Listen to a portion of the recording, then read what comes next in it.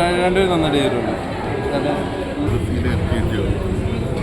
Cinema തുടങ്ങി നല്ല emotional കണക്റ്റും കാര്യങ്ങളെല്ലാം വരുന്നുണ്ടായിരുന്നു. നല്ല രീതിയിൽ ഇപ്പോൾ നമ്മളെ വീണ്ടും ഞെട്ടിച്ചിരിക്കുകയാണ്. അടിപൊളി സിനിമ. ഒരു ആവറേജ് ഫീലാണ്. ഒരു കിഷ്കിന്ത പോലെ സ്ലോ ബേസിലാണ് പടം. ഫസ്റ്റ് ഹാഫ് കൊള്ളാം.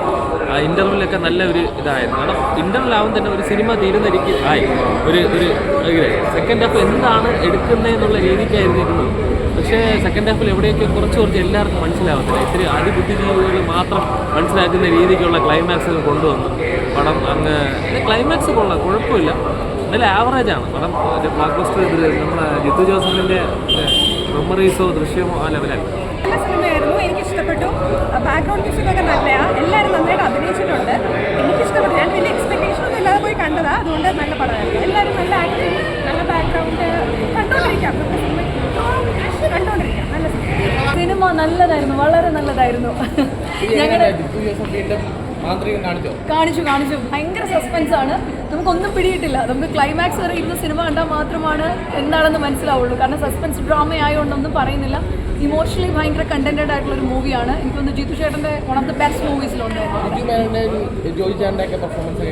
അസാധ്യം. ബിജേട്ടനെ നോക്കുന്നത് വേറെ രണ്ടുപേരും രണ്ട് ഷെയ്ഡ്സിൽ നിൽക്കുന്ന ക്യാരക്ടേഴ്സാണ് പ്ലേ ഓഫ് ചെയ്തിരിക്കുന്നത്. ആരാണ് നായകൻ ആരാണ് വില്ലൻ എന്ന് പോലും നമ്മളിപ്പോൾ പറയുന്നില്ല. കാരണം രണ്ടുപേർക്ക് രണ്ട് ഷെയ്ഡ്സും ഉണ്ട്. So that's right.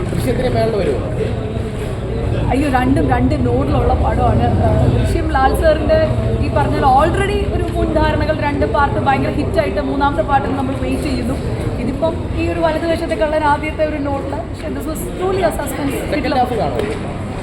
ഇതിൽ സെക്കൻഡ് ഹാഫ് ഇത് ജിത്തു സാറിനോട് തന്നെ ചോദിക്കേണ്ടി വരും. പക്ഷേ എന്തിനുള്ള സാധ്യതകളുണ്ട് ഈ പടത്തിന്, അങ്ങനെയാണ് ചെയ്തേക്കുന്നത്. So it's a very good movie. Must watch in തിയേറ്റേഴ്സിലാണ് ആ പഞ്ച് അറിയാൻ പറ്റുന്നത്. പടം നല്ല അവസാനം ത്രില്ലിംഗ് എന്ന് വെച്ച് കഴിഞ്ഞാൽ കുറേ ദിവസം ഇങ്ങനെ